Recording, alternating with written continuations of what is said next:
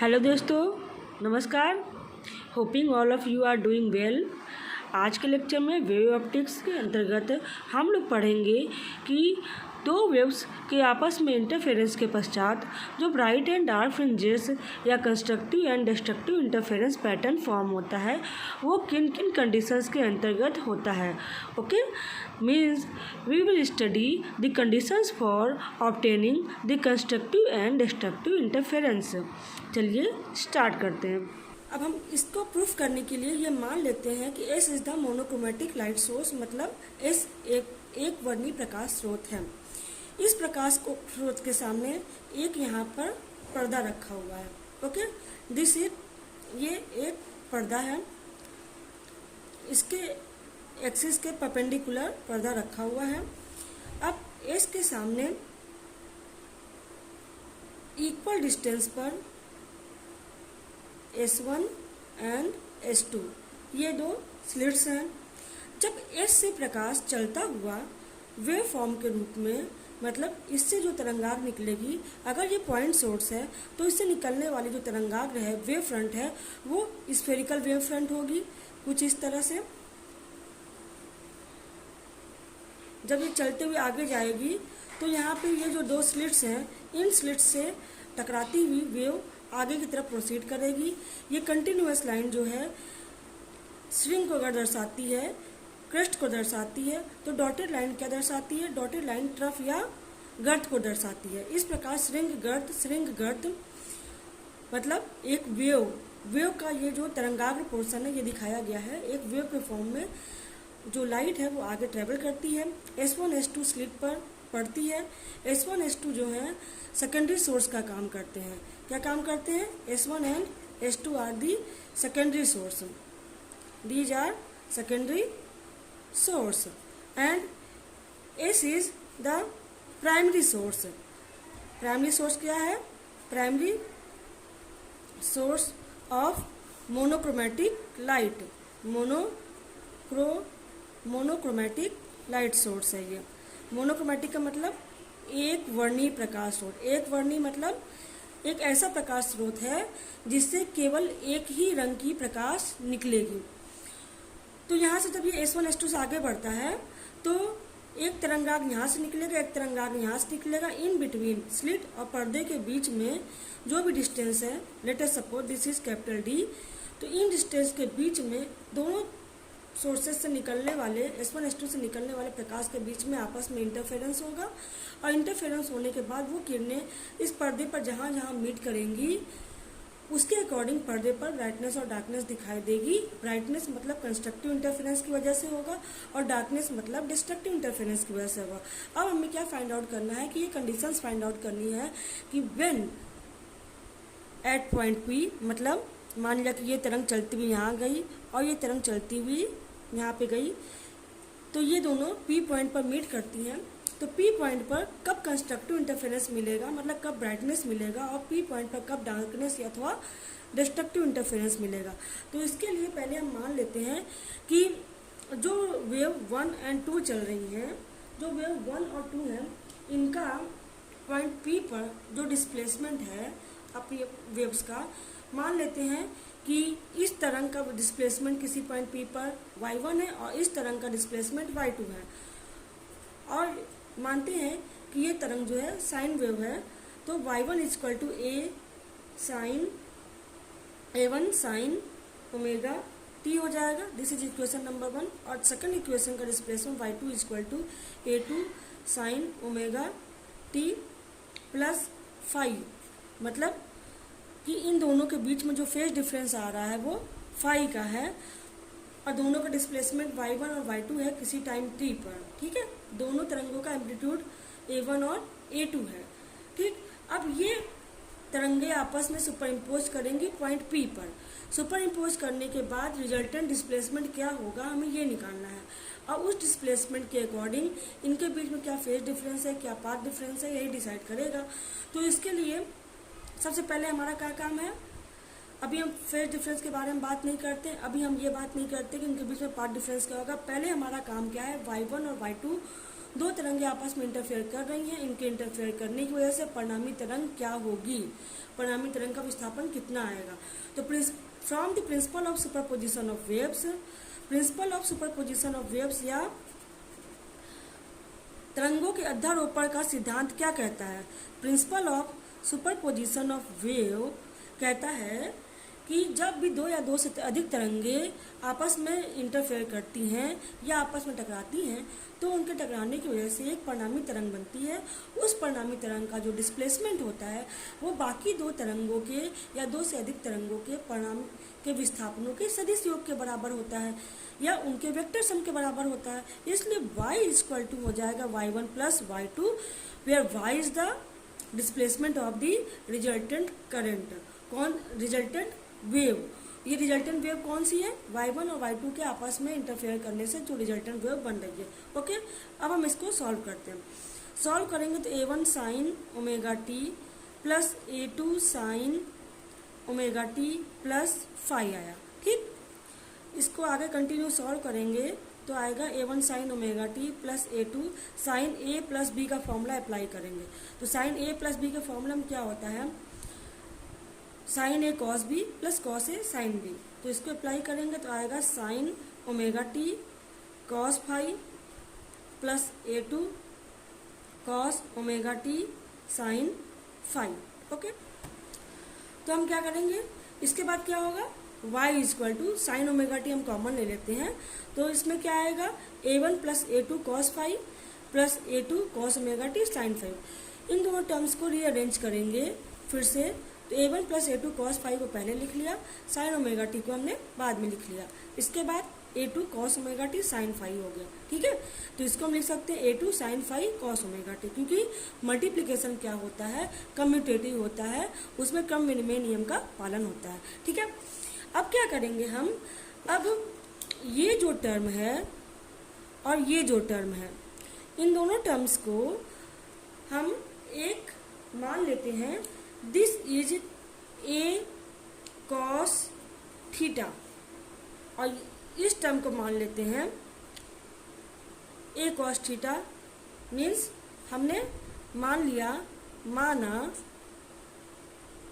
A cos theta is equal to a1 plus a2 cos phi, और क्या मानना है, और मान लिया A sine theta is equal to a2 sine phi.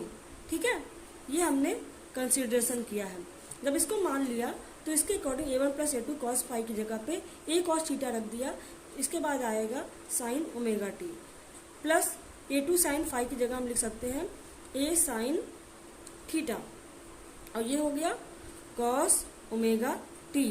ठीक है, अब आप देख सकते हैं कि हम a को कॉमन ले लें तो क्या आएगा, sign a cos b plus cos a sine B का फॉर्मूला फिर से अप्लाई होगा, जिसकी वजह से क्या हो जाएगा, साइन ए प्लस बी का टर्म बनेगा। तो साइन ए प्लस बी, किसी को भी ए मान लें किसी को भी बी मान लें, तो sine omega t plus theta आ गया। तो इस प्रकार से क्या आया y equal to A sine omega t plus theta. तो इस प्रकार हम देख सकते हैं कि y equal to A sine omega t plus theta, ये इक्वेशन भी उसी प्रकार का है जो इंटरफेयरिंग वेव्स थी। मतलब y1 equal to a1 sine omega t और y2 equal to a2 sine omega t plus phi की तरह। बस अंतर क्या है, इसका डिस्प्लेसमेंट चेंज हो गया है, इसका एम्पलीट्यूड चेंज हो गया है और इसका फेज चेंज हो गया है। उसका वहाँ पे फेज फाई था, एक का फेज 0 था, यहाँ का फेज थीटा है। ठीक है, यानी परिणामी तरंग रिजल्टेंट वेव, इसका मतलब ये हो गया resultant wave is of same type as that of interfering waves. मतलब जो तरंगे आपस में इंटरफेयर करी हैं वो जिस प्रारूप की हैं उसी प्रकार की परिणामी तरंग भी होगी। केवल क्या होगा, except displacement, amplitude and phase are changed. ठीक है, ये चेंज हो जाएगा, लेकिन एम्पलीट्यूड, डिस्प्लेसमेंट और उनका फेज जो है वो चेंज हो जाएगा, लेकिन रूप वही रहेगा। साइन वेव इंटरफेरिंग वेव्स भी थी, तो ये भी इंटरफेरिंग वेव्स जो परिणामी तरंग है वो भी साइन वेव की रहेगी। अब बात आती है कि ये जो वेव आई परिणामी तरंग, इस परिणामी तरंग का एम्पलीट्यूड कितना होगा। तो हम यहाँ से निकाल सकते हैं इसको। हमने क्या कंसीडर किया था कि A cos theta is equal to A1 plus A2 cos phi and A sine theta is equal to A2 sine phi, ये आया था। अब यहाँ से क्या करेंगे, दोनों इक्वेशंस को, equation number 1 and equation number 2, इन दोनों क्या करेंगे, squaring and adding. Squaring and adding करेंगे तो क्या हो जाएगा, स्क्वायरिंग एंड एडिंग। जब स्क्वायरिंग और एडिंग करेंगे तो यहाँ से आ जाएगा ए स्क्वायर बाहर निकल आएगा, अंदर क्या होगा, cos square theta plus sine square theta, उसका वैल्यू होता है 1, तो अंदर हो जाएगा 1। दिस इज इक्वल टू हो जाएगा, इसको स्क्वायर करेंगे A1 plus A2 cos phi का square plus sine square phi. इसको ओपन करेंगे A1 square plus A2 square cos square phi plus 2A1 A2 cos phi plus यहाँ पे A2 स्क्वायर भी होगा, A2 square sine square phi. Okay, अब यहाँ पे हम क्या देखते हैं, इन दोनों टर्म्स को कॉमन ले लेंगे तो A1 स्क्वायर प्लस इसमें से A2 स्क्वायर कॉमन लेंगे तो अंदर आएगा cos square phi plus sine square phi. तो cos square phi plus sine square phi once again 1 के बराबर हो जाएगा, तो ये आया A2 square plus 2A1 A2 cos phi. Okay, तो ए स्क्वायर इक्वल टू आ गया इतना। तो इस प्रकार से आया A equal to square root of A1 square plus A2 square plus 2A1 A2 cos phi. ठीक है, तो इस प्रकार से परिणामी एम्पलीट्यूड क्या होगा, ये निकल आया। ठीक है, ये इक्वेशन नंबर हम मान लेते हैं, this is equation number 3। Okay, अब हम मान लेते हैं कि सपोज पहली जो वेव थी, फर्स्ट वेव की इंटेंसिटी I1 है, तो this is proportional to A1 square हो जाएगा, क्योंकि हम जानते हैं कि किसी भी वेव की इंटेंसिटी जो है, किसी भी वेव की इंटेंसिटी उसके एम्पलीट्यूड के स्क्वायर के डायरेक्टली प्रोपोर्शनल होती है। इस वजह से I1 equal to A1 square है, तो I1 equal to KA1 square, क्यों, where K is the constant of proportionality, मतलब अनुक्रमानुपाती नेतांक। ठीक है, कांस्टेंट ऑफ प्रोपोर्शनैलिटी। इसी प्रकार अगर वेव नंबर 2 जो है उसकी इंटेंसिटी I2 किसके बराबर हो जाएगी, K टाइम्स A2 स्क्वायर के। ओके, मान लें कि ये पहला इक्वेशन, मान लें कि ये A है और सपोज ये B है। ओके, इन दोनों को यूज करते हुए अगर हम देखें तो यहाँ से क्या आएगा, यहाँ से आएगा कि दिस गिव्स, दोनों तरफ का स्क्वायर रूट ले लें तो I1 इक्वल टू आएगा square root of K A1, और यहाँ से अगर हम इसका स्क्वायर रूट ले लें तो ये आएगा square root of I2 equal to square root of K A2। ठीक, अब इसको यूज करते हुए, इन इक्वेशंस को यूज करते हुए इसको मॉडिफाई करें तो यहाँ से हमें क्या मिलेगा, और मान लेते हैं कि I जो है रिजल्टेंट वेव की इंटेंसिटी है, this is equal to K of A square हो जाएगा। A क्या है, A is the capital A था ना, तो कैपिटल A, तो A is the amplitude of the resultant wave, amplitude of the resultant या परिणामी वेव। तो अब इन सबको यूज करके मॉडिफाई करेंगे तो KA स्क्वायर। ठीक है, ओवरऑल हम इस इक्वेशन में K से मल्टीप्लाई कर देते हैं, तो आया K और दोनों तरफ का स्क्वायर कर देते हैं, KA square is equal to, ठीक है, K पहले स्क्वायर करेंगे तब K से मल्टीप्लाई कर देंगे, KA1 square KA2 square plus 2 times square root of KA1 square root of KA2 cos phi. यहाँ से क्या है, KA स्क्वायर का हमने I लिख दिया, इसको I1 लिखा प्लस इसको I2 लिखा plus 2 times KA1 is I1 KA2 is I2 square root में, तो square root I1 I2 cos five. तो ये आ गया इंटेंसिटी का इक्वेशन। कि जो परिणामी तरंग है उसकी इंटेंसिटी कितनी होगी। और ये क्या था, ये था एम्पलीट्यूड का इक्वेशन, जो परिणामी तरंग है उसका एम्पलीट्यूड कितना होगा। ठीक है, तो अब बात आती है कि मैक्सिमम और मिनिमम ब्राइटनेस कब होगा। ये डिपेंड करता है इंटेंसिटी पर। जब इंटेंसिटी मैक्सिमम होगी तो ब्राइटनेस भी मैक्सिमम होगा और इंटरफेरेंस जो होगा वो कंस्ट्रक्टिव होगा। और इसके अपोजिट जब इंटेंसिटी मिनिमम होगी तो ब्राइटनेस मिनिमम होगी, मतलब डार्कनेस मिलेगी और इंटरफेरेंस डिस्ट्रक्टिव होगा। ठीक है, अब वो समय आ गया है कि जब हम फाइंड आउट कर सकते हैं कि वो कंडीशंस क्या क्या होंगी। तो इसके लिए पहले हम चलते हैं कि व्हेन इंटेंसिटी इज मैक्सिमम, यानी व्हेन आई जो है वो मैक्सिमम होगा। ठीक है, तो जब ए मैक्स होगा दिस इम्प्लाइज देन आई भी मैक्स होगा। ठीक है, जब ए मैक्स होगा तो आई भी मैक्स होगा।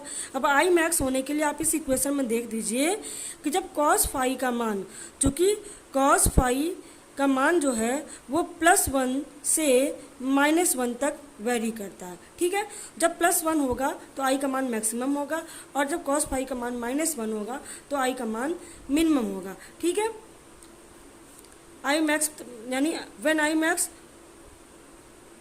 कब होगा, whenever cos phi is +1। ठीक, जब कॉस फाई +1 होगा तो इसका क्या इम्प्लाई करता है, this implies phi must be equal to 0, 2 pi, 4 pi, 6 pi and so on. मतलब जब भी फाई जो है पाई मतलब 180 डिग्री का इंटीग्रल इवन इंटीग्रल मल्टीपल होगा तब जाके कॉस फाई का मान +1 होगा। ठीक है, तो दिस इज इक्वल टू हम लिख सकते हैं n पाई, यानी जब जब phi is equal to n pi की होगा तब तब आई का मान जो है वो मैक्सिमम होगा। तो जब जब कॉस फाई का मान n pi where n is equal to 0, 1, 2, 3 and so on. जब देखिए जब आप 0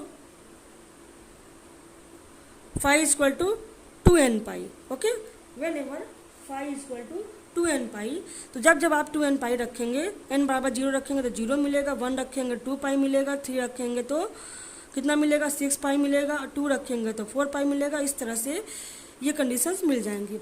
अब हम इस वैल्यू को यहाँ पे पुट करके देखते हैं कि आई का मैक्सिमम मान कितना आता है। ठीक है, तो आई इज इक्वल टू जब cos phi is equal to +1 रखेंगे तो I is equal to then I is equal to I1 plus I2 plus 2 square root of I1 and I2, ये आएगा। तो यहाँ से क्या निकल आया, आई इज इक्वल टू आ गया square root of I1 plus square root of I2 का होल स्क्वायर, ये हो गया आई का मैक्सिमम मान। ठीक, दिस इम्प्लाइज ए मैक्सिमम क्या होगा, ए मैक्सिमम जब ए मैक्सिमम होगा तो इसका मतलब क्या है, दिस इज, इसको हम लिख सकते हैं A1 प्लस A2 का होल स्क्वायर। आप यहाँ से भी निकाल सकते हैं एम्पलीट्यूड वाले इक्वेशन से। इस इक्वेशन से निकालेंगे, कॉस पाई का मान 1 रखेंगे तो स्क्वायर रूट के अंदर आएगा A1 प्लस A2 का होल स्क्वायर और स्क्वायर रूट से हट जाएगा तो A1 प्लस A2 आएगा। ओके सॉरी, यहाँ पे ये नहीं होगा, ए मैक्सिमम का मान जो होगा वो आएगा A1 प्लस A2। ओके, इसी प्रकार हम निकालेंगे इस समय जो होगी, इस समय कंडीशन जो होगी, this is the condition for constructive interference. Constructive interference, तो कंस्ट्रक्टिव इंटरफेरेंस का में इंटेंसिटी का मान होगा square root of I1 plus square root of I2 का होल स्क्वायर। साथ ही जो कंडीशन होगी वो होगी कि फेज डिफरेंस, दोनों वेव्स का फेज डिफरेंस जो है वो 2n पाई होना चाहिए, यानी पाई का इवन मल्टीपल होना चाहिए। ठीक है, इसी को अगर हम पार्ट डिफरेंस के टर्म्स में निकालना चाहें तो क्या होगा, हम जानते हैं कि पार्ट डिफरेंस क्या होता है, हम जानते हैं कि पार्ट डिफरेंस और फेज डिफरेंस के बीच का जो रिलेशन होता है वेव मोशन में हम पढ़ चुके हैं कि delta phi is equal 2 pi delta x upon lambda. ठीक है, delta phi is equal to 2 pi delta x upon lambda या 2 pi by lambda into delta x. ये क्या होता है, ये फेज डिफरेंस होता है और डेल्टा एक्स क्या होता है, delta x the path difference होता है। तो डेल्टा एक्स का मान निकालना है, तो डेल्टा एक्स इक्वल टू क्या हो जाएगा, lambda upon 2 pi delta phi. तो डेल्टा फाई का मान 2n पाई होने पे कंस्ट्रक्टिव इंटरफेरेंस मिल रहा है, तो यहाँ पे हम 2n पाई रख देंगे। यहाँ पे रखा 2n पाई, पाई से पाई कैंसिल हो गया, 2 से 2 कैंसिल हो गया, आया क्या, n लैम्डा। ओके, तो एक्स डेल्टा एक्स का मान आया n लैम्डा। मतलब जब जब दो तरंगों 1 और 2 के बीच में पाथ डिफरेंस n लैम्डा के बराबर होगा, जहाँ पर n इक्वल टू क्या है, 0 1 2 3 एंड सो ऑन। तो ये सारी कंडीशंस क्या हो गई, कंस्ट्रक्टिव इंटरफेरेंस की कंडीशन हो गई, कि मैं हाईलाइट करके दिखा देती हूँ। कंडीशन फॉर कंस्ट्रक्टिव इंटरफेरेंस हो गया, कंस्ट्रक्टिव या संपोषी व्यतिकरण। क्या है कि delta phi must be 2n pi and delta x must be n lambda, where n must be equal to 0 1 2 3 and so on. Okay, तो अब साथ ही अगर a1 और a2 का मान बराबर हो तब क्या होगा, तब उस केस में जब a1 a2 बराबर होगा तो एम्पलीट्यूड का जो मैक्सिमम मान आया था a1 प्लस a2, ये क्या हो जाएगा, 2a के बराबर हो जाएगा। ठीक है, और इंटेंसिटी क्या हो जाएगी, तब इंटेंसिटी का मान हो जाएगा आई, हाँ, whenever a1 equal to a maximum तो इतना हो जाएगा। लेकिन जो जनरल ए है, जो इन जनरल ए आया था वो क्या था, a1 square root of a1 का मतलब a square plus 2 a1 a2 भी a स्क्वायर हो जाएगा, cos फाई हो जाएगा। ठीक है, यहाँ से सॉल्व करेंगे तो क्या आएगा, 2a स्क्वायर दोनों कॉमन हो जाएगा, 2a स्क्वायर कॉमन ले लिया हमने, आया 1 प्लस कॉस फाइव। ओके, तो ये आ गया एम्पलीट्यूड का इक्वेशन। इसी तरीके से जब आई निकालेंगे तो आई बराबर क्या हो जाएगा, एम्पलीट्यूड का स्क्वायर होता है तो इसका स्क्वायर हो जाएगा। जब इसका स्क्वायर करेंगे तो यहाँ से क्या आएगा, इसका स्क्वायर करने पर आएगा 2a square 1 plus cos five.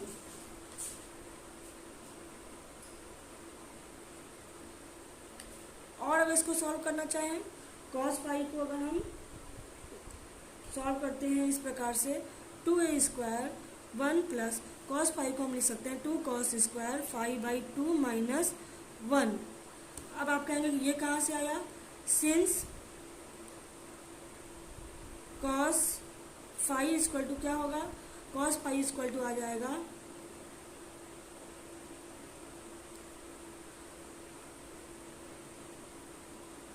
Cos 2 phi का मान होता है cos square theta minus sine square theta. तो इसी प्रकार से कॉस फाइव का मान हो जाएगा cos square 5/2 minus sine square 5/2। ठीक, तो cos square 5/2 sign square theta बन सकते हैं 1 minus cos square theta, this is cos square 5/2। ठीक है, इन दोनों यहाँ से आ जाएगा 2 कॉस स्क्वायर 5/2 माइनस 1। तो इसी वैल्यू को यूज किया है, कॉस फाइव की जगह हमने ये रख दिया है, तो 1 1 कैंसिल हो जाएगा। यहाँ से आ जाएगा I equal to 2a square into 2 cos square 5/2, या आ जाएगा I equal to 4a square cos square 5/2। तो ये इंटेंसिटी का इक्वेशन उस समय है जब दोनों इंटरफेयरिंग वेव्स का एम्पलीट्यूड सेम हो। Okay,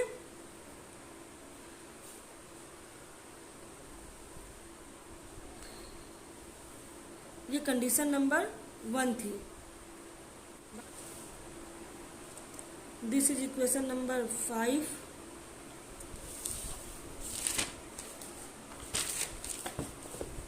and this is equation number 6। Okay, अब हम बात करेंगे डिस्ट्रक्टिव इंटरफेरेंस की। तो डिस्ट्रक्टिव इंटरफेरेंस के लिए क्या कंडीशन होनी चाहिए, फॉर डिस्ट्रक्टिव इंटरफेरेंस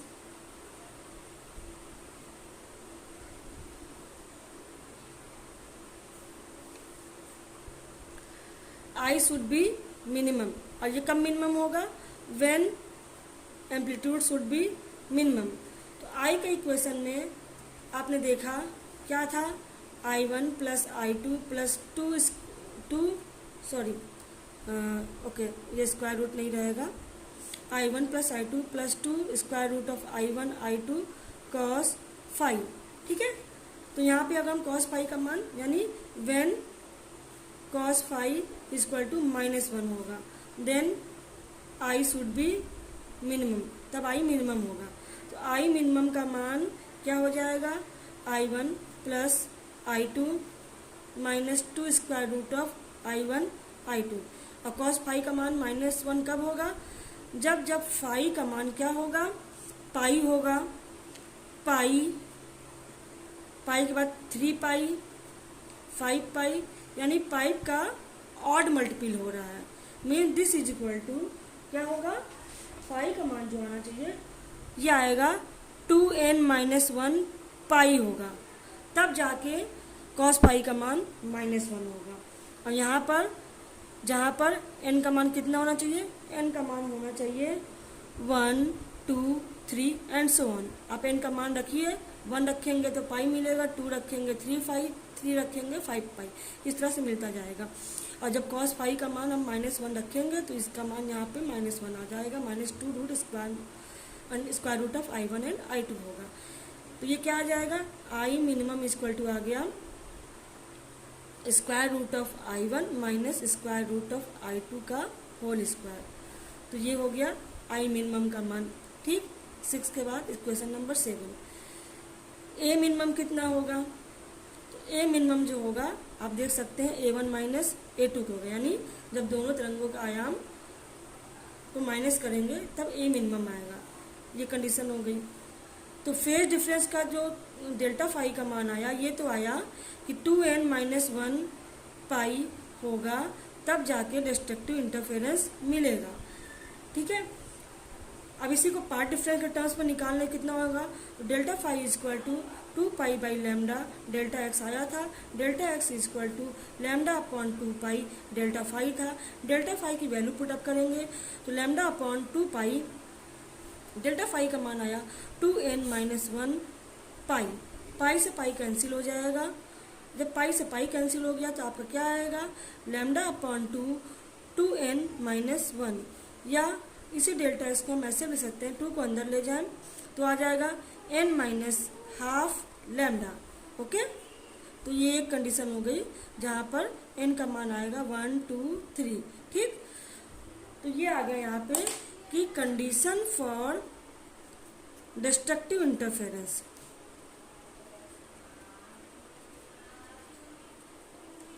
कितना आया, delta phi must be equal to 2n-1 pi, delta x must be equal to n-12 lambda.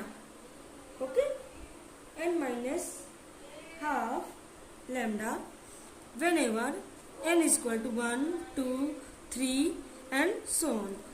तो इस प्रकार से डिस्ट्रक्टिव और कंस्ट्रक्टिव इंटरफेरेंस के लिए हमें कंडीशंस मिल गई हैं।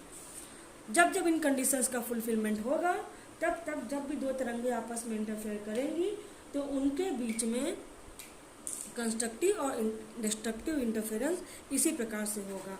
ओके, अब क्या है, आई मैक्सिमम और आई मिनिमम का रेशियो क्या होता है। Okay, I max and I minimum का रेशियो निकाल सकते हैं हम लोग, आई मैक्स अपॉन आई मिन। आई मैक्स कितना आया था, आई मैक्स आया था square root of I1 plus square root of I2 का होल स्क्वायर, ये आया था square root of I1 minus square root of I2 का होल स्क्वायर। ठीक है, इसको आगे हम कंटिन्यू करेंगे। This is A1 plus A2 का होल स्क्वायर और नीचे ये आ जाएगा A1 माइनस A2 का whole square. This is I max upon I मिन।